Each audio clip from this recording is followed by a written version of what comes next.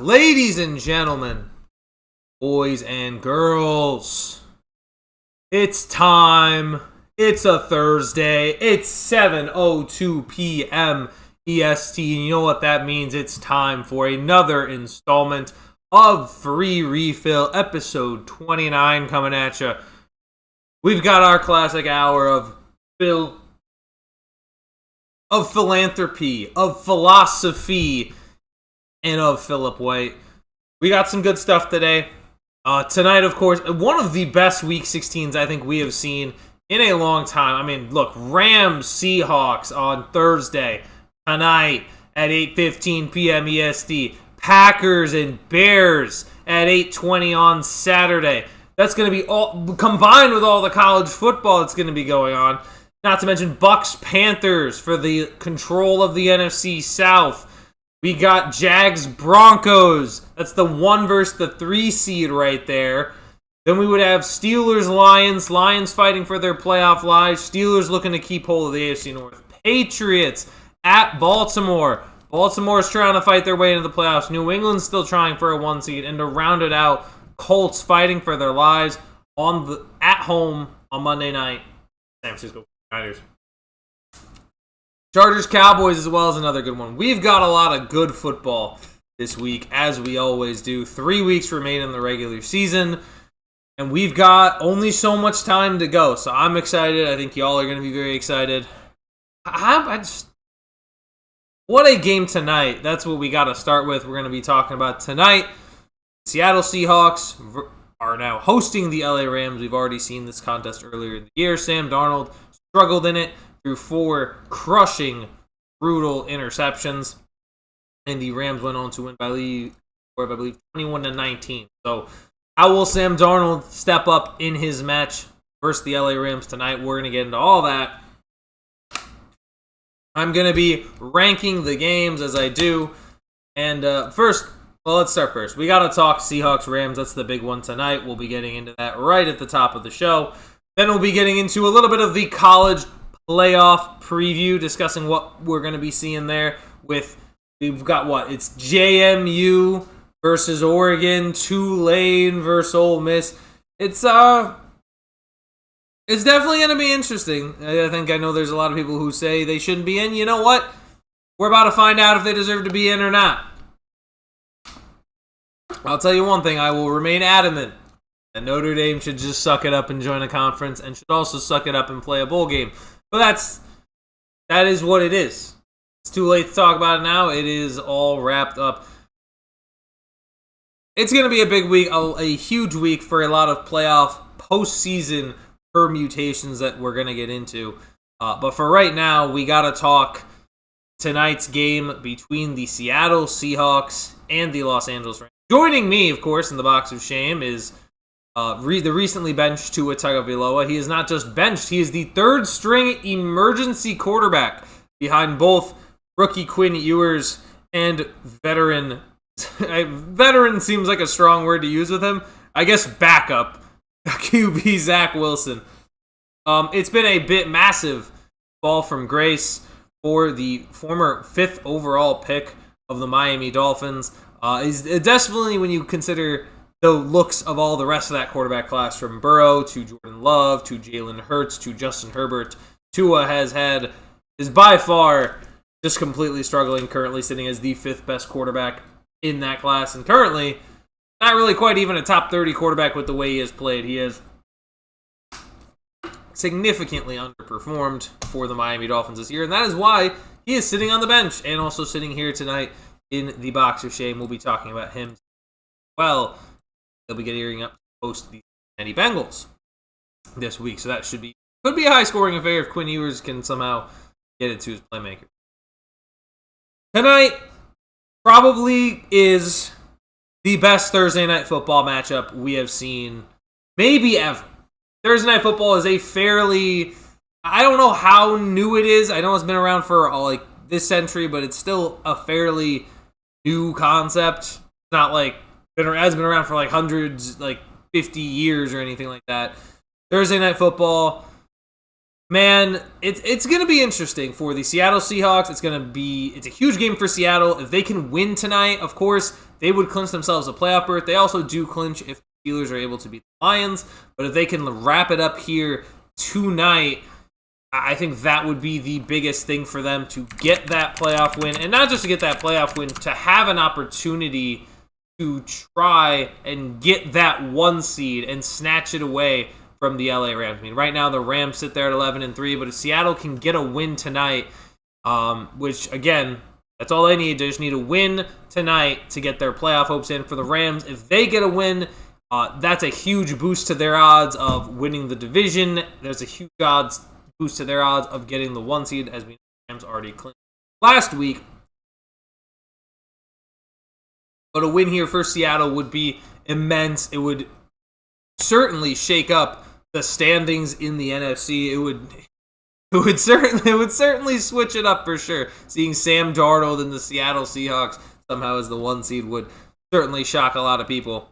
Shock me. I mean, I'll tell you right now, if you told me that the Seattle Seahawks were not just had 11 wins, but were also had a chance to claim the 1 seed in the NFC, I'd call you a Fibber McGee.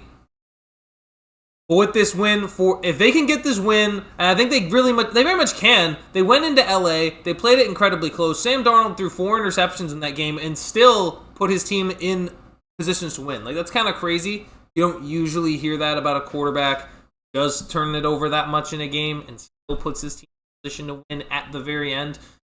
But yet Sam Darnold was able to do it. So I think if he can limit his turnovers tonight, get him some quick, easy completions to JSN, to Barner, who's been a really nice tight end as well, I think Seattle could be in the driver's seat to winning this game. As for the Rams, if the Rams win this game, it does a couple things. One, it absolutely locks up the MVP for Matt. I don't think there is any case, if Matt Stafford beats the Seahawks, sweeps a team that only has, 3 losses on the year, one of those being from the Rams. If Matt Stafford goes into Seattle, puts up 280 passing yards and 3 passing touchdowns, end it.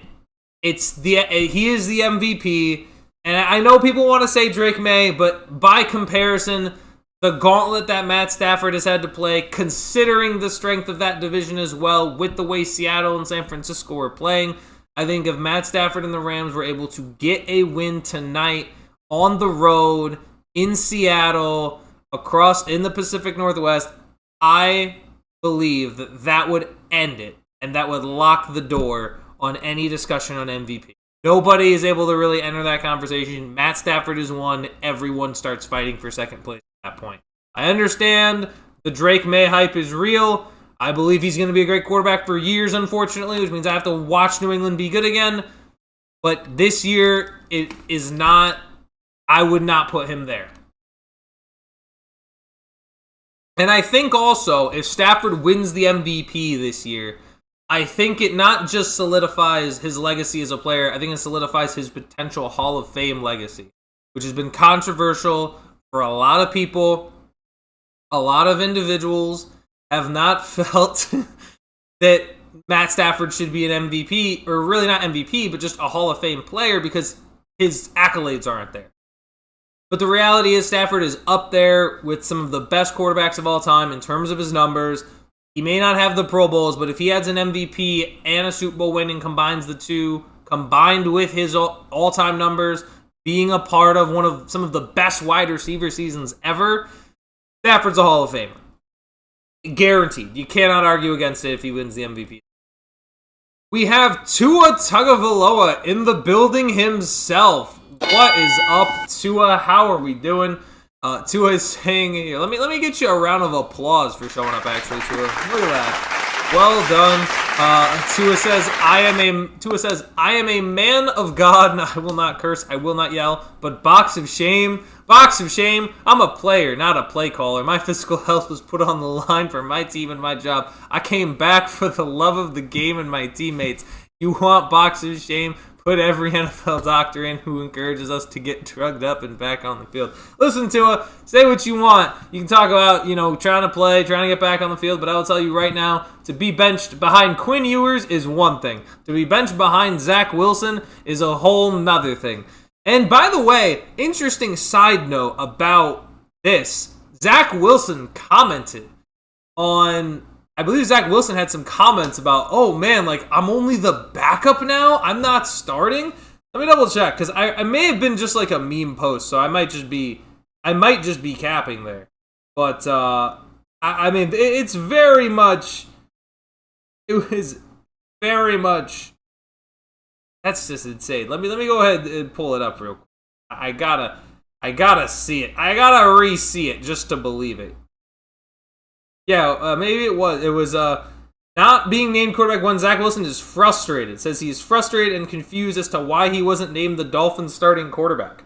Wilson felt like he should have been named QB1 over rookie Quinn Ewers, but says he'll be a good teammate and do what's asked of him. Let me see.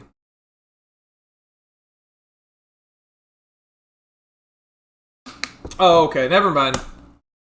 It was rage bait. I got rage bait. My bad. Yeah, no, it says, of course I'd love to play. I can't control that. My job is to go out and do the best I can. Keep preparing, getting better, supporting Quinn. Excited for him to get his first start. Okay, that was rage bait. I got rage bait. That's on me. I just spread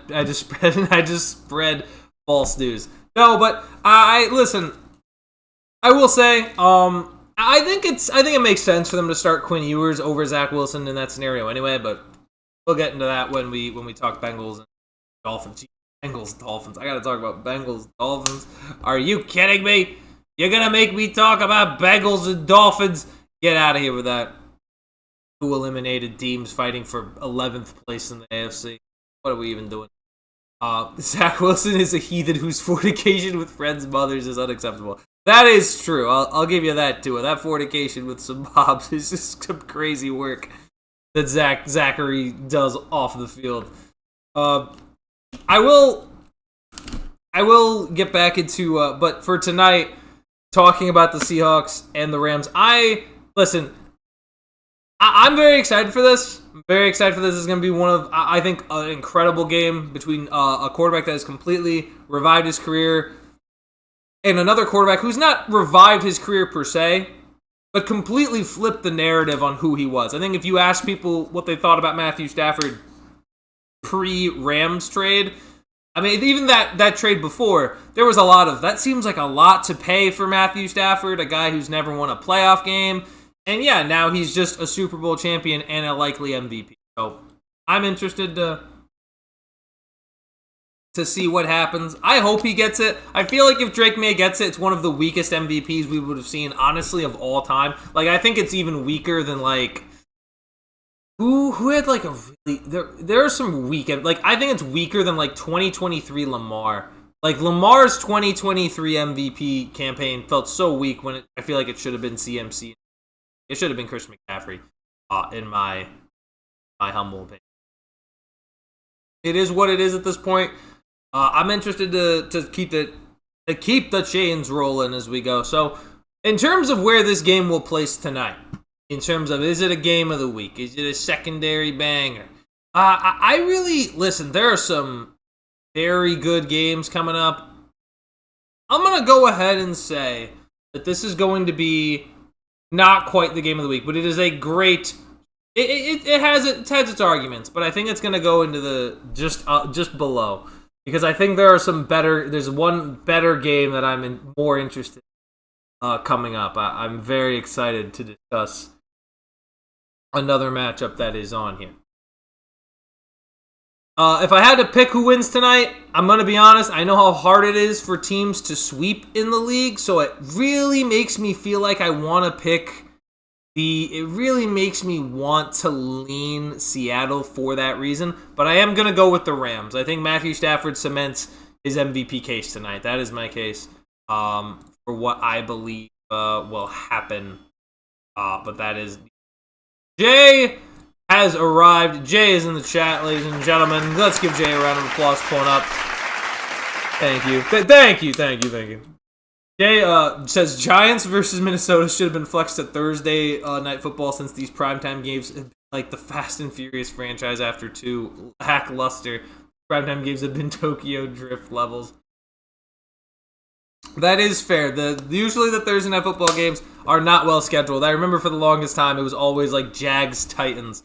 But this time we got a banger. We finally have a banger Thursday Night Football game. I'd argue this might be the best one ever. I don't know if I can remember a time where these two strong teams met this late in the year on Thursday night. Like, it's usually like a very like clear mismatch. Like, oh, one team is clearly much better than the other. That's how it usually when I'm thinking of these. Let's get into that game though, Jay. Now that you bring it up, the New York Giants facing off against the Minnesota Vikings. We've got Jackson Dart, who has been one of the nicer surprises in the NFL this year with what he's done. Obviously, the only downside is that he can't stay out of the blue medical tent, but he's impressed. I think he's impressed. I think I'd make the case very clearly that he is by far the best rookie quarterback. I know Shuck has made some waves. I know everybody loves Shador, and then of course Cam Ward was the number 1 overall pick. But I think it's pretty clear Jackson Dart has been very impressive. And another interesting thing that we'll get into about the Giants regarding Jackson Dart, there was some swirling things going around regarding the New York Giants. Specifically, about Colin Cowherd. You guys know the good old Herd Man. I watch a lot of. I get a lot of like how I like to mannerisms come from watching him. He had made a statement on his own podcast that the Giants, if they have the number 1 overall pick, they should trade away Jackson Dart. They should trade Jackson Dart for draft capital and draft Mendoza, the kid out of Indiana, which to me I feel like that's really whack, and that feels like such like a Madden level franchise move to me. Like, that's what that kind of means. Like, oh, I could just trade away Dart for draft capital. I don't know how much draft capital you're gonna net, and I don't know who would make that trade right away, especially for a quarterback that is in the medical tent as much as he is. I don't think that's what the Giants do. You can make a case maybe it's what they should do. I don't think they will. I think you can get way more draft capital just by trading back for the guy who wants to get Mendoza and then continue to build around Dart. They were so injured this year with losing Malik Neighbors and losing Cam Scadaboo that I don't think it makes a lot of sense to trade away Dart after one season in his rookie year just to try to get what you perceive to be a better quarterback. I like Mendoza, don't get me wrong, but I don't think that's something that I would do personally. I don't think Mendoza is just a guy who's going to change an entire team's franchise. I'm not that bought in on him just. I don't think that's the move I would make. But it was a crazy, like, he always has some of the craziest takes that I have ever seen in my life. It was some absurd stuff. Jay also, would you put him up for Rookie of the Year? I think so. I think he belongs there. I don't think he wins it, though. Just because I don't think there's enough publicity around a 2-11 Giants team, unfortunately. I think it probably, honestly, it was, originally I would have said slam dunk Emeka Egbuka, but now with the way he has not been like super impactful in the second half of the year, it could end up going to Travion Henderson, who's having a big second half. It could also go to Tet McMillan, another really good rookie receiver. There's options. There are definitely options in that regard. I just don't think it goes, it's clearly not going to Genty. I don't know. I think you could make the argument that he definitely could. Let's take a look at Jackson Dart's total numbers and see what I'm thinking. I think it's very easy to just say, oh, the rookie quarterback, yeah, that's someone who should be in it. We've got 13 touchdown passes, 4 picks. It's not as, and then what, the rushing stat, which is not bad. I mean, he's definitely got a lot of rushing touchdowns. So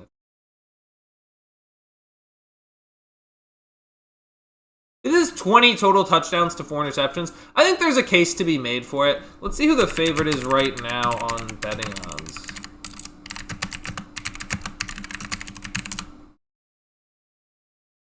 Yeah, Travion Henderson is currently favored at plus 185. Yeah, it'd be like Tyler Warren's also up there. I don't think he wins it though.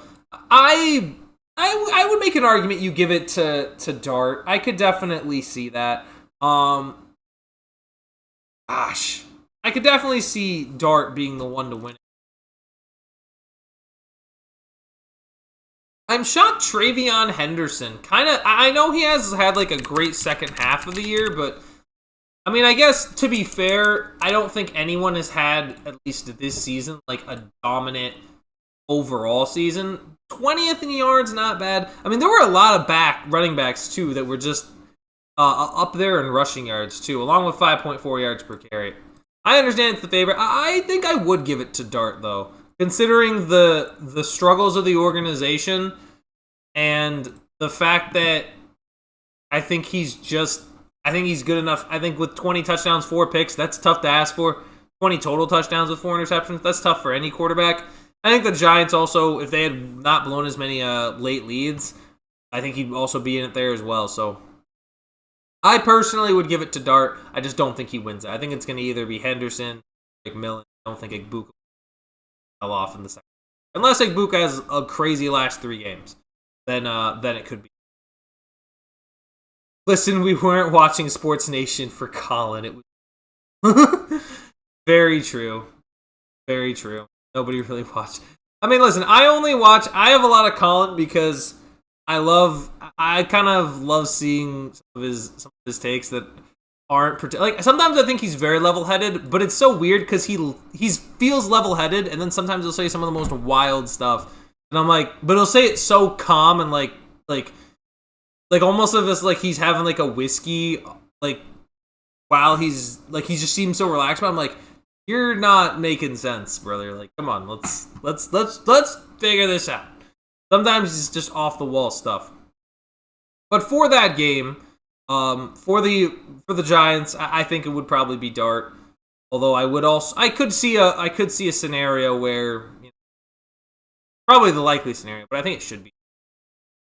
As for the game between the Vikings, also, how about another quarterback that I feel like is really not good? JJ McCarthy, probably one of the biggest, Dart being one of the biggest surprises of the NFL season, to JJ McCarthy kind of being one of the most disappointing. I mean, maybe, I had some people saying dark horse MVP candidate around JJ McCarthy, and that clearly hasn't been the case. JJ has been just not good, and not just not good. And I understand, they've had some nice wins. Like they shut out the Commanders. They went into Dallas and basically ended their season officially. But and look, JJ can still maybe figure it out next year. But for the expectation of what could have been for the Minnesota Vikings, it very much feels like McCarthy is just a product of how great Michigan was. It doesn't feel like he's this extraordinary talent. It just feels like, you kind of have a backup quarterback, Like you have a backup quarterback starting. That's just what it looks like. Vikings are now out of playoff contention. They were even out of playoff contention before they played the Giants on Sunday night. And it just hasn't been a great connection. Yeah, JJ to JJ has been booty cheek. It's been ass. It's been really bad. And I don't really understand why. I would expect it to be... Justin Jefferson, for the longest time, until this year, was quarterback proof. There was never a quarterback who couldn't find a way to get him the ball. McCarthy seems to be the first one who struggles to do so. And it makes me honestly think, if the McCarthy experiment, if they continue the McCarthy experiment into next year, which I think is a very real possibility. I don't know if it happens, but it's very real that they could do that. Is it possible that it goes so poorly that the Vikings actually consider moving Justin Jefferson? Does it ever get to that point where they just say, where Justin Jefferson's like, get me out, I can't deal with this anymore, pair me with Jamar Chase, put me somewhere else, I can't do this. Get me out, put me anywhere else. I wouldn't doubt it if it happens. It is kind of nuts to say that it might happen, but for this game, I actually think low-key, I think this game will be better than people think. I don't think it's going to be... I think on paper, it kind of is cheeks. 9 versus Dart. But I think 9 has shown that when he... Come on. We all saw him gritty. Nine's a guy you kind of want to see succeed now at this point, just because it would be funny if he did, right? I don't know. It doesn't matter really what he does at this point. It's just going to be, funny in some sort of way. I would like to see what he can do. I ultimately would say, if I had to pick a team, I think the Giants would somehow get their 3rd win of the year here against the Vikings. I don't know. It just feels like a game that, especially at home, against 9 himself. They could get a win. They then unfortunately ruin their amazing draft position, which would suck. But listen, I prefer winning over draft position. Personally, in my opinion, I'd just love to ruin some other. I'd like to ruin an entire fan base's day personally. Jefferson deal on draft day, on the draft for a top 5 pick wouldn't surprise me. I mean, definitely, if the Vikings think they can get their quarterback. I mean, imagine, what if the Vikings consider going and trying to get a quarterback? What if they consider trying to go get Mendoza? It's not an impossibility if the Vikings feel like McCarthy's not the guy. So they might be in the market for a upgrade at quarterback for sure. Going to the Saturday game, the Eagles face off against the Commanders. Commanders, I think, by far of all teams, have been wildly disappointing after a 12-win season last year and making it to the NFC Championship game due to the regression of the defense as well as Jaden Daniels and really the entire offense's ability to stay healthy. The Commanders now find themselves with a 4-10 record, which is bad. Not a great record. 14th in the NFC. That's just, it's been awful for the Washington Commanders. They were able to get a win. I wouldn't even doubt if they found a way to win this game, like just being at home. Philadelphia still can't quite clinch the division yet. I wouldn't doubt it if they found a way. I don't think they do though, considering that Jaden Daniels, for the better or for worse, is being shut down. I believe that's correct. Been officially shut down for the year. I would have shut him down. Yeah, Jaden Daniels being shut down. It's the right call, considering the regression of the offense. A lot of things not going according, and Washington's a lot to figure out in the offseason going in to give Daniels next year. I mean, it's just been a wild. I understand injuries happen and things like that, but to only have 4 wins at this point in the year when your previous season was 12, I mean, what a complete and shocking fall off for the Commanders. They, of course, will be hosting the Philadelphia Eagles, who also themselves have not lived up to expectations, while they do have a shot to clinch the NFC East with a win this Saturday. There's no denying it. Philadelphia has been kind of inept. Saquon has not been on the same level. Injuries to guys like Lane Johnson and Jalen Carter have hurt them a little bit. It just hasn't looked as great, and Jalen Hurts at many times this year has shown to struggle. Like, yeah, against the Raiders, great game, but in a lot of other moments has struggled. However, against a Washington Commanders team that, for better or for worse, it has struggled this year, we're going to see what Jalen Hurts does. Now, here's the thing. I wouldn't doubt it if Washington plays with a little bit of pride and tries to win this game on Saturday just because of what happened last year against the Philadelphia Eagles in the NFC Championship game. Maybe there is a moment of pride for this team. And if Philadelphia does then lose that game, then it's like, okay, Philadelphia, you got no shot of winning the Super Bowl. We kind of already feel that you don't. At least I think quietly there's a real chance. I think there's a real chance that this game is worse than we think. I think this game has the potential to be incredibly sloppy, just because it's on the Washington field. We know what happens on the Commanders field. It's one of the worst fields in the league. Philadelphia's significantly underperformed, and I mean, it feels like something is going to be off about the Eagles again this week. We're going to think, oh, they fixed it against the Raiders, and then no, they're still going to have issues. That's my case. Marcus Lawton is in the building. Let's get Marcus a round of applause. Marcus, thank you for joining in on the show with us. Debo, the QB killer. Yeah. Debo Samuel for one, and then Debo James Harrison for another. But Debo Samuel's definitely just not been healthy. Terry McLaurin has been in and out of the lineup as well. It has been a disaster for the Washington Commanders. By the way, we got some people in the chat right now. Thank you guys for, of course, watching. If you guys are, drop a like. If you're new, subscribe. That's my PSA. My little quick PSA. It's the only time I'm gonna do it the entire. But make sure you guys like and comment. I appreciate it as always. Next on the docket, we got some other games to get to. Let's go to the other Saturday game. Ooh, this one, the Green Bay Packers and the Chicago Bears. The Chicago Bears, of course, probably the coach of the year there in Ben Johnson, which, I mean, you could have easily predicted coming into the year.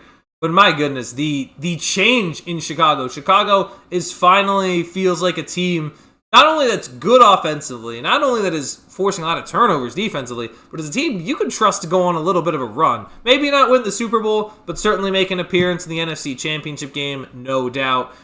With the way they're able to run the ball, with the way they force turnovers, what Ben Johnson has done in Chicago is nothing short. Like, maybe not short of a miracle, but nothing short of, it is so much impressive coaching. It is such like, I compare it to like Sean McVay when he got hired to the Rams. Right? That Rams team that in that 2016 season was so cheeks. It was so bad. In year one, Sean McVay, they win the division, right? And Ben Johnson is having a similar effect on the Chicago Bears with Kyle Monangai running the ball, with DeAndre Swift out in open space, with, I mean, DJ Moore making plays, Rome Odunze hasn't even been like a huge part of the offense, and Caleb Williams has been pretty much improved, but still, and the crazy thing is there's still more there. There's still more to the Chicago Bears that could be there.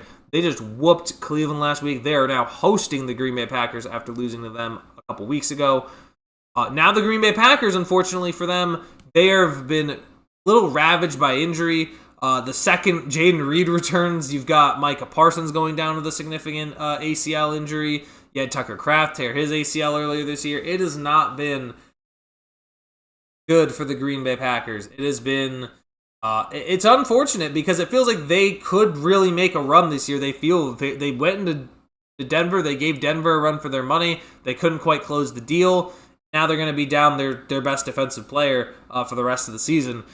It's going into Chicago. Listen, it is difficult to sweep teams in the NFL. Chicago also beat them last year in Green Bay in the final week of the regular season, and that wasn't even Ben Johnson as the head coach yet. So to see who gets this win, I really like. I think this game, the game of the week. Is it the game of the week? Let me.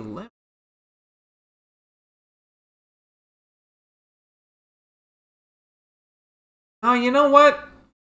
I'm gonna have to say no, man. I'm gonna have to say no. I think I think it's a secondary banger, but I think it is still an incredible game. The Bears and the Packers.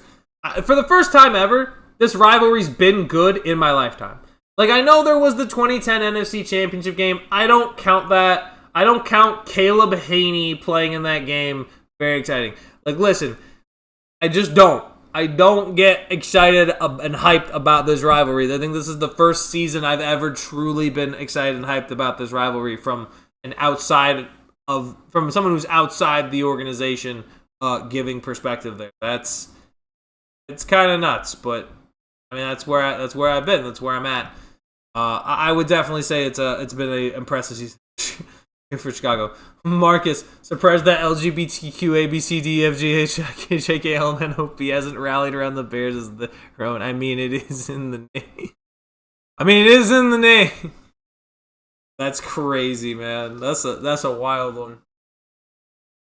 But I mean, listen, Caleb's been better than I thought that he really would have been coming into the year. I thought he was going to be improved, but for them to be winning games the way that they are, with their defense playing well too, I did not think their defense would have like forced the most turnovers, I think, in the league. Like, they're Kevin Byard having a resurgent year, Nashawn Wright being like a Jekyll and Hyde type corner, where basically like very similar to what's his name, Deron Bland.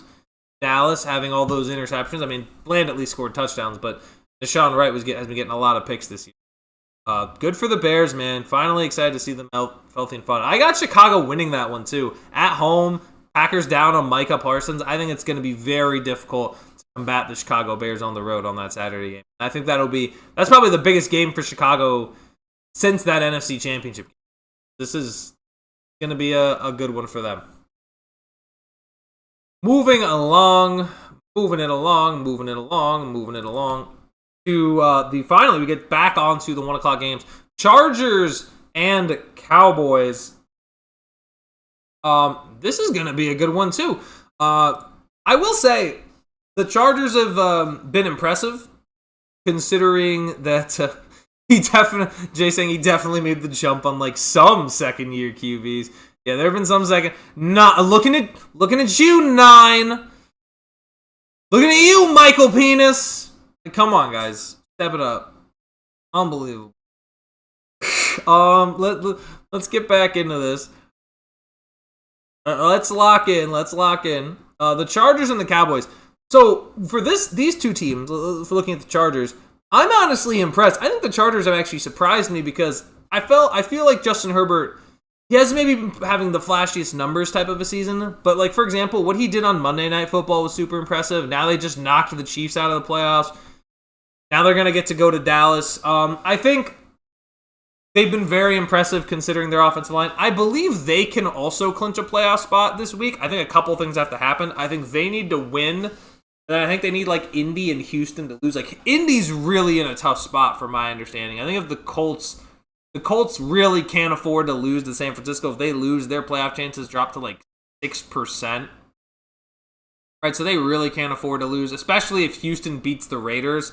Like they're in a lot of trouble if that happens. Like they might be in stinky. That is in a lot of deep trouble if that happens. But for the Chargers, I mean, listen, John, despite the injuries too, I mean, Omari and Hampton being out at certain times, the injuries to their offensive tackles, and they're still at 10 wins. They're still at 10-4, with a 94% chance to make the playoffs at this point.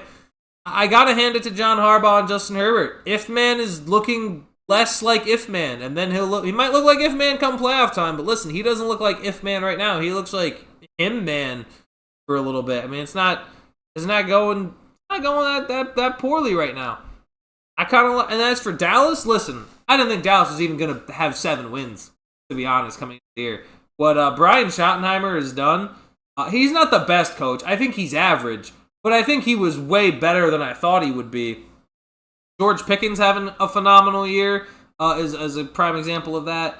Seeing Javonte Williams play better than what he thought. The Dallas Cowboys overall have just been kind of surprising that they've been as relevant as they have been. I didn't think they would be. But of course, and they still have a shot at the playoffs.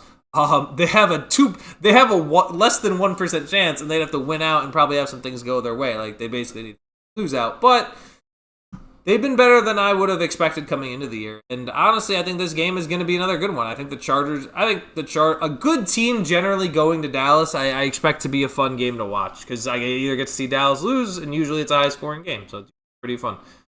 After Coach Beam was shot and killed, Wright has been going off. He even said he always got a pick when Coach was watching. He played for Coach Beam for sure, def rooting. 100%, man. What he's been able to do. I mean, he is like kind of one of those corners that's going to get burned, but will make plays on the ball. He's played like a ball hawk this year, especially when in comparison to and hold on, I need to double check this because I'm not sure Jalen Johnson. I mean, has Jalen Johnson been playing all year? Because I feel like I haven't heard his name as much.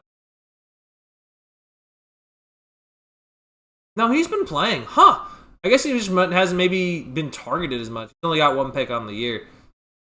That's interesting because I think him alongside Jalen Johnson is probably what he's getting a lot of options because I don't think a lot of people like to go to Jalen on the other side. So they're kind of forced to go over to the other side to Nahshon, and he's taking advantage of it. He's making some mistakes, but he's taking advantage of it. And listen, getting turnovers. I'd rather have a cornerback who gets burned sometimes but gets turnovers as opposed to a guy who's always going to lock down. In my opinion, I know it's a controversial take, but I like the ability to force turnovers. I like the ability to steal possessions. I think it's so beneficial to you.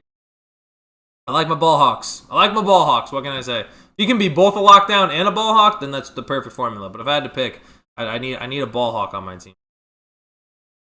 Oh, all right. Let me pull that up. So I think that's gonna be a really nice secondary banger. Bengals Dolphins, another 1:00. My goodness, is this a toilet bowl game? I'm trying to see. Is this the toilet bowl game? I know there's some. No, I don't think so. I think there's a worse one coming down the drain. Get it down the drain because toilet. Oh, I'm so. No, this is I'd say like it definitely feels like an epitome of mid type of game. It's just not an incredible. Listen, Joe Burrow's not having fun with football. Oh, I'm not having fun. Good. Get out of the AFC North. I don't want to see you play on the Bengals. I don't want to see any chance of them being good. I'm more than be happy if they trade. And listen, as for Miami, look, Tua just hasn't been good, and I think for me personally, it's a little shocking because I think Tua coming in was underrated, and now he's just bad. Like, he's just bad. 15 interceptions has been brutal. It just has not been good. And listen, I guess it is what it is at this point. I feel bad for him because I really do I prefer it when quarterbacks succeed versus when quarterbacks don't. But for Tua, just the cold weather, he's never been good in the cold late in the season. Feels at this point, if I'm the Dolphins and if I'm anybody, I'm saying, look, we need to finally decide we need to go for a quarterback. I think this is I don't know how they're going to move his contract. I don't know what they're going to do. But I do think the Tua era is pretty much done in Miami after Monday Night Football. And listen, this is honestly like the epitome of just mid. Like, this is not going to be this is going to be Quinn Ewers going up against Joe Burrow and company. So I don't have much for this game. Truth be honest with you, I don't have much. I don't know what to expect from either of these teams. Listen, maybe Quinn Ewers cooks them and torches them up, but I got a feeling that this is going to be a very mid showing between. Jay in chat, interesting fact, John Cena played college football, became a professional bodybuilder, and had a 23-year career in WWE, all before the Cowboys made it back to the NFC. That's longevity, man. The Dallas Cowboys sucking is impressive. I always hear the story of John Cena about how he goes and eats a pizza. Like, he would eat a whole pizza, and then the guy's like, that's crazy. It's like, then I went and ate another pizza. He's like, wow, that's crazy. And he just kept ordering full pizzas because if you ate the full pizza, you got to eat it. It's kind of crazy. Marcus in chat says, it feels like a low to mid-major D1 game that on in the background with two other stuff. Yeah, I mean, I'm not... Look, man, I'll tell you right now, this Bengals-Dolphins is not. It ain't it. It ain't gonna be it. Listen, and I'll no disrespect the Bengals and Dolphins, but like a lot of disrespect, you know. There's just not. Both these teams, I think, are going to be in interesting rebuilds because one needs a quarterback. One may have to consider moving off of Burrow, even though he's great. There's a real chance that it's just not Burrow anymore. So there's a real chance they say, Joe, gone. We're going to trade you for draft capital. Because if he's not happy, like, he might force his way out. It is possible. Jay said, thank God wife has me putting up Christmas lights in the tree this Sunday because knowing my luck, I'd have 2 of these bad games. Dang, man.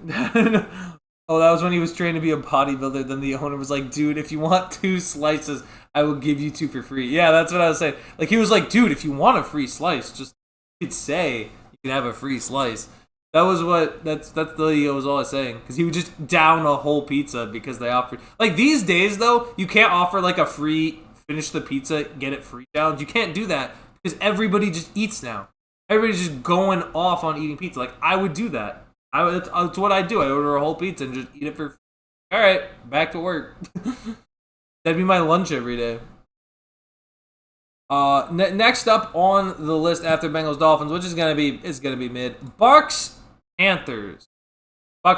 This is a huge game for the NFC South lead as Tampa Bay's been struggling. Carolina's just wildly inconsistent. I'll say this: Tampa has been somehow one of the biggest surprises this year, and then also somehow one of the biggest disappointments.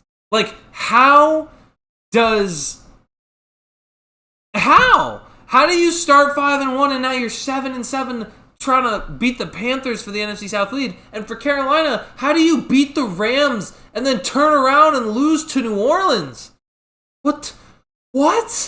Doesn't make any sense, man. How do you get swept by the Saints and Tyler Shuck? Maybe Tyler Shucked him. I don't know. But that's insane. That's wild to me that that's even possible. So, I mean, listen, I'd even say hot take. This is the battle of mid right here. Like, if you want to talk about the epitome of mid, this is it. You got two incredibly mid teams, like, drowning each other trying to win the division. Like, it's absurd that that's even possible. Like, it's absurd that that's the case. I'm in shock. I'm in stunned silence. I don't even know how that's possible. There's no way. There's no way that should be the case. It's gonna be a good game, but I think it's just both teams are so mediocre. Like, Tampa's struggling. Carolina can't beat the Saints on the road. What are we doing? Jason Chat asking, Tua or Burrow, who has the higher chance of starting for the Jets? I honestly say Tua, knowing the Jets. The higher chance of starting for the Jets. I would be inclined to say Tua. I feel like the Jets... first of all, which is crazy, I do think Tua is better than what they have, which is crazy to even claim that, which is also a really sad statement about the Jets. But I do think Tua is better than what they have. I just don't see the Bengals breaking away from Joe Burrow. Like, I think they would fire Zach Taylor before they traded Joe Burrow. Like, that would be the logic. If they would probably fire Zach Taylor first. I think, because that's what Joe, I think, is trying to imply. He's like, hey guys, I'm sad. Hey, can we get this guy out of the building? Can we get this Zach guy out of the building? Oh my god. But that's what it is, right? Like, there's no real changing that. It is what it is. So, moving along to Yeah, I think it's going to be a surprisingly mid game, despite how important. Jets Saints. Listen, a couple things. Number one, the Jets have been... I mean, is it even a statement to say the Jets have been disappointing, or is it just the Jets have been the Jets? Like, Brady Cook is taking snaps and is throwing touchdown passes. Like, dude, and to get rocked by Trevor Lawrence that way. Meanwhile, the Saints, I'll be honest, I think the Saints have actually been better than I would have thought. Like, yeah, they sucked early in the year, but look at Shuck. Tyler Shuck has swept Carolina. I don't think, like, they have 3 division wins. This team has 4 wins, 3 of them within the division. New Orleans next year could be a team to look out for. Like, it could be a team to look out for. Jets versus Saints, if you are watching this game, call a certain hotline for help. Look, man, I think this game's going to be better than you think. That's my hot take. I think it's going to be better than you think, strictly because I think Tyler Shuck is gonna be a quarterback to watch for the future. Like, he might have a Drake May-esque type year in year 2. Just you watch. The Saints are gonna have their guy in Shuck. The way people believe endlessly in Bryce Young is the way I believe in Tyler Shuck right now. I don't know. I'm on something. I'm on to something. Let me cook. I am on to something with Shuck right now. I can feel it. I can feel it in my gut. I can feel it. I can feel it. I think it's going to be better than what we think. Bills going to Browns. No questions here. That's a blowout incoming. That is just going to be a blowout. I mean, listen, there ain't no way. Shedeur, stop it. We saw Shedeur versus Chicago. Didn't look good. Mark says 17-6 game at best. We'll see. Listen, if it's a 17-6 game, I'm thinking it's 17 Shuck. And I think Shuck has 500 yards passing. 500 yards. All right, that's absurd. But I do think he's going to play very well. I'm excited. Shuck could have maybe even a dare I say, a Trevor Lawrence-like performance. Yeah, by the Browns. The Bills are going to get rocked by the Browns? That's crazy. Sanders going to look like prime Vic. I don't know about that. I think Quinshon Judkins might be able to run the ball, but I got a feeling that the Bills just can't. The Bills can't afford to lose this game. They're still fighting for the division. I feel like they have to go into Cleveland and beat them. I feel like they have no choice. And listen, I'm gonna get my other take out. I don't care what Miles does this year. I will still make the statement that TJ Watt's season in 2021 was better. I will stand on business with that till I die. And y'all can flame me. Y'all can say whatever you want. Y'all can say I'm biased. Damn right I'm biased. That season was better. The impact that TJ Watt had was that he was actually able to create sacks that meant something. Could you imagine being the player that Myles Garrett is, getting all these sacks, and it means nothing? Outside of the record itself, you have 3 wins. This is what you asked for. Could you imagine if Myles had actually gotten traded to a good team and he was doing this on a good team? Could you imagine? Why? Why are we wasting your time? Get him. If I'm Cleveland, I'm shopping him the second free agency starts. I am instantly saying Myles Garrett is available because I want the absolute most value. Because at this point, what are we doing? What are we doing letting Myles Garrett waste away in Cleveland? Too good of a player to be having that happen. I'm sorry. Cleveland, you're a nightmare. Cleveland, you are an absolute mess. Figure it out. Figure it out, or I will figure it out for you. I will get a job in the head. I will get a job, whether it's as the quarterback, the coach, in the front office. I'll find a way, Cleveland. You know the reason you're going to have a championship is because of me. I'm going to do it. Anyway, yeah, but that to me is a blowout waiting to happen. After the look at this. Chiefs, Titans. And are you ready? You ready for this? Who's better at hitting QBs with their own helmet, though? Garrett or Watt? I want the hot take. Well, I haven't seen Watt do it, so I have to go Myles Garrett there. Listen, man. Myles Garrett is probably one of the best when it comes to hitting a quarterback with a helmet because I think he's the only one to do it. I mean, he's like the one. I don't think I've ever seen that ever. When that happened, I think I was getting out of work and just seeing it on my phone. I was like, yo, that's crazy. Look, man, I'll take Myles in that category and that category only. All the rests, sorry, man. I would still take TJ. I would take a fully healthy TJ, then I would take a fully healthy Myles Garrett. Sorry, prime TJ I would take over prime Myles. That's crazy. You can call me crazy, but that's who I want. Who I want. And by the way, you know what else is going to happen? Get this. Here's another hot take. You ready for you?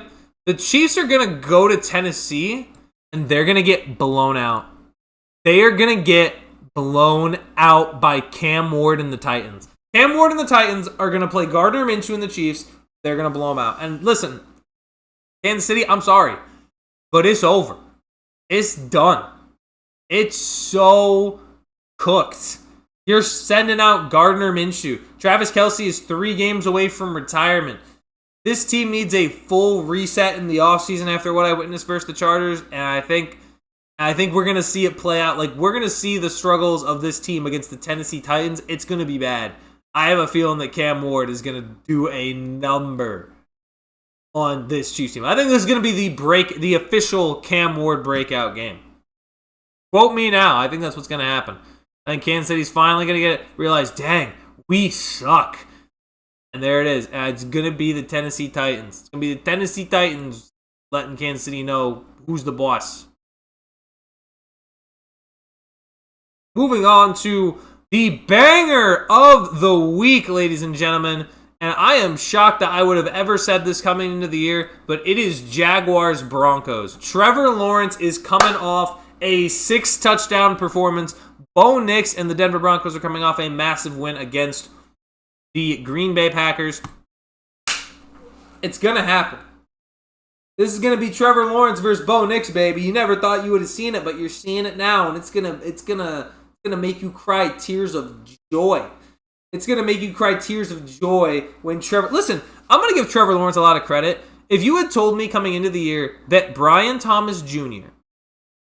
was going to have a completely fall off, and then this Jaguars team was going to have 10 or more wins, I would have said, no way. But guess what? They're winning in spite of that. Jacoby Myers has been a nice acquisition. Brenton Strange at tight end. I think it's Parker Washington, another wide receiver that's been nice. And then Travis Etienne, crazy season this year. And on top of all that, the defense has played out of its mind. So the defense has been much improved in the run game and forcing turnovers. So I am giving a ton of credit to Trevor Lawrence. as well as Liam Cohen. They have done a great job overall at turning around the Jags, and they go in and play Denver. And I love Denver, but Denver's played all their games fairly close. Everyone seems to always have a lead against them. I wouldn't doubt it if they give that lead to a team like Jacksonville. I don't know. Jaguars we're going to want to make a statement in Denver. I don't know if they'll win, but I think it's going to be a very entertaining game. Play that at his Hall of Fame induction. I will. I'm going to go. I will be at his Hall of Fame induction. And Nog Gardner going to show up in Daisy Dukes and a straw cowboy hat, and he going to ball out with that cop mustache. We'll see, man. We'll see. It is the Titans, so pretty much anybody can score on them. But I got my gut feeling, man. I got my gut feeling. And then Jay, Kelsey definitely becoming a house husband. Dude, Kelsey's going to start wearing a maid outfit. That's what's going to start happening. He's going to be sweeping around the house. He's going to be having a grand old time. He's going to be pouring out the wine. Like, come on, let me invite you in. Bring in the wine. I'm excited to see that. I'm excited to see some. And also, like, you know what's crazy? Normally when a player gets into, like, sports broadcasting or commentary, I'm at least a little excited. I'm not remotely excited for when if Travis Kelce does. Like, I would not want to have to hear Travis Kelce. Like with Gronk, it was one thing. Gronk's kind of funny. I don't think Kelce's funny. I really don't. I don't think he's as funny as he once was, as he was before the Swifties. I don't think he was much funnier in his earlier days. Because I don't know if you all remember the play where he pulled out his what do you call it? The little towel that you use to, like, maybe, I don't know, clean your gloves or whatever. He pulled it out and he threw it at the ref after the ref threw a flag and Kelce got ejected. That was funny to me. I don't know. Although I do think he does whine. He's a little bit of a whiner. Y'all know it. Travis be dead. Oh, here is and from Banger of the Week to Toilet Bowl of the Week, welcome in, our friends, the Falcons and the Cardinals. Isn't it great? These teams have been so disappointing. We think Kyler Murray, this might be his final year. Michael Penix did not get any help and also didn't seem to help his team nearly as much as he could have. Bijan Robinson, once again, another year completely wasted. Raheem Morris, get him out. Get Raheem Morris out of Atlanta. Get Jonathan Gannon out of Arizona. Whoever loses this game, fired. You're fired. You're done. This is the absolute toilet bowl. These two bird teams have been so disappointing, so upsetting. Ugh. It's so sad. Kyler Murray's getting moved. I would have to imagine to some capacity, if they don't move Kyler Murray, they ain't doing nothing next year either. I think Atlanta maybe still has a shot with Michael Penix, but you gotta fire Raheem Morris because that is so not your head coach. That is so not your head coach, man. Do not tell me that is your head coach. Just don't. You tell me that's your head coach next year, you're getting demoted to college football. We're sending the Falcons to college football if they tell us Raheem Morris is their head coach. Getting demoted. We'll bring JMU up. We'll bring up Indiana or Ohio State or Georgia. We'll say that's going to be the new NFL team. I'd prefer that over Raheem Morris coach team. Sorry. I'm sorry, but that's what it is right now. That's the way it is, my guy. Raiders, Texans. Yeah, that's done. Listen, buddy. No. CJ Stroud is finally hitting his CJ stride, more like it, because he's hitting it. He's hitting his stride right now. They looked good against the Cardinals. I mean, it is the Cardinals, as we know. But listen, the Raiders are arguably worse. So, yeah, the Texans' defense is scary. It's almost giving me vibes. I think I've said this before, but it's giving me vibes of the no-fly zone a little bit. Just because of the ability of those pass rushers and the ability of those corners to not only cover, but come up with game-changing plays like Kamari Lassiter and Derek Stingley. Oof. It's gonna be a fun little contest watching the Raiders getting crushed. But Houston can very much make strides. I think, surprisingly, Houston could beat anybody in the playoffs. That's what I think is interesting. A lot of these teams, as much as they feel fraudulent, I'm like, dang, you could make an argument that any of these teams could beat any of the other teams. I think the Texans are just going to whoop the Raiders. It's pretty clear there.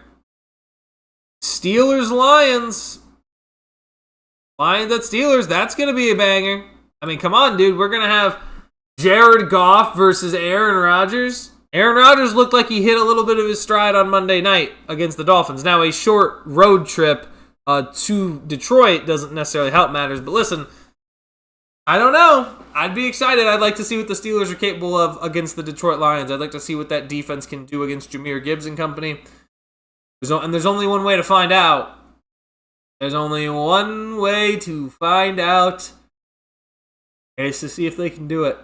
And I like the additions of... Listen, dude, also, talk about that play from Arthur Smith.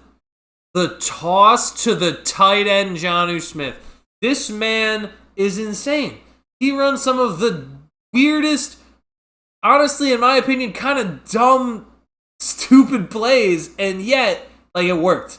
Jonnu Smith just rushing in for a touchdown, man. Could you imagine if we utilized DK Metcalf, big strong man TD at the end? Steelers can finally do what they've never done, which is get hot at the right time. Like, they always get hot at the wrong time. Like, they'll get hot early in the year and then fall off. Or they'll get hot, like, towards the end of the year when they've already lost, like, too many games for it to be viable. And then they'll, like, lose. Or they'll just miss the playoffs at, like, 9-8 or something. If the Steelers can get hot right now, about to enter the playoffs, and find a way to beat Detroit, oh, my God. I'd actually finally... I might make it through, guys. I might make it through. But that should be a fun, entertaining game for the Pittsburgh Steelers and the Detroit Lions. I really hope we win. I really do. I don't think we do, just because I think the Lions are better. They're more established. They're more well-built right now, but I don't know. Anything's possible. Imagine the Steelers get all the way to 8 wins and then lose their last 3 games to finish 8. Imagine. Almon's like, oh, yep, our season's done. See ya, bye. My gosh, that would be so. The last 2 games, Sunday Night Football, Patriots at Baltimore. I think that's also, going to be better than a lot of people think. I think a lot of people are expecting the New England Patriots to blow Baltimore away. I don't think that's going to happen. I think Baltimore has a certain level of pride. I think Lamar Jackson's going to have a certain sense of pride, especially at home, and they're going to look to that game. There's no guarantees that they do, but I think they will give it their best shot, and they will try to beat the New England Patriots, whether we like it or not. I think the game's going to be fun. I think, listen, if Lamar can play, again, at any given night, Lamar could just turn it on and find a way to beat this team. There's no denying it. There's no denying who Lamar is as a player, multiple-time MVP. It's a very real chance they find a way to take down. And then finally, Colts 49ers. Honestly, this is a game that I think is going to be worse than everybody thinks. I think everyone expects Phillip Rivers to be able to do the impossible and sneak Indianapolis into the playoffs. I don't think it happens. I'm sorry. I am deeply sorry, Colts fans, but I think your season pretty much went down the second Daniel Jones. I like Phillip Rivers. I really do. I like the 44-year-old grandfather, but just not going to happen. Not going to happen. Jonathan Taylor's not running the same way he was earlier in the year. They haven't really been able to keep that offense at a high level. I understand San Fran's beaten up, but San Fran's got a lot to play for because if they beat you, they punch their ticket to the playoffs. So I got San Fran winning that one, and I'm sorry. I think they're probably going to blow them out. But that's the list. That is all the games for Week 16. Ain't we excited? Doesn't it look so beautiful and nice? Look at that. Look at all those secondary bangers. Look at all those good games. We got 3 weeks left in the NFL season, and I'm so nervous and excited and terrified because I don't want it to go away yet, man. But of course, there's the NBA. I won't be completely alone. Just for me, it isn't the same. Just not on the same level. As much as I love watching the Phoenix Suns, it's gonna be brutal to not have football back once late February. But ladies and gentlemen, that is all I have for you today on Free Refill episode 29. We are an hour and 4 minutes in. It is 8:06 p.m. Eastern Standard Time. I am signing off. If you guys liked what you saw, of course, please leave a like, drop a leave a like, drop a comment, share it with some people that you think would be interested. Yell it up on the hilltops. Primetime's in for a big December. At least that's what I'm hoping. Hopefully Primetime can be in for a big December and a big January and February in the lead up, the March throughout the playoffs. That's all I have for today. We should be going. Hopefully we can get the return of my better half, of Daff Smith. Hopefully we can get my co-host here, and he can help get us to do some good Sunday pre-game action. So regardless, I will be here 11:30 a.m. Eastern Standard Time on Sunday. Talk about what happens tonight, as well as what happens on Saturday, and then previewing the rest of Sunday and Monday. So, thank you guys for watching. I appreciate it. Thank you guys for tuning in, chatting with me, having a good time, and I will see you guys in the next one. Peace out, and happy Friday for you guys tomorrow.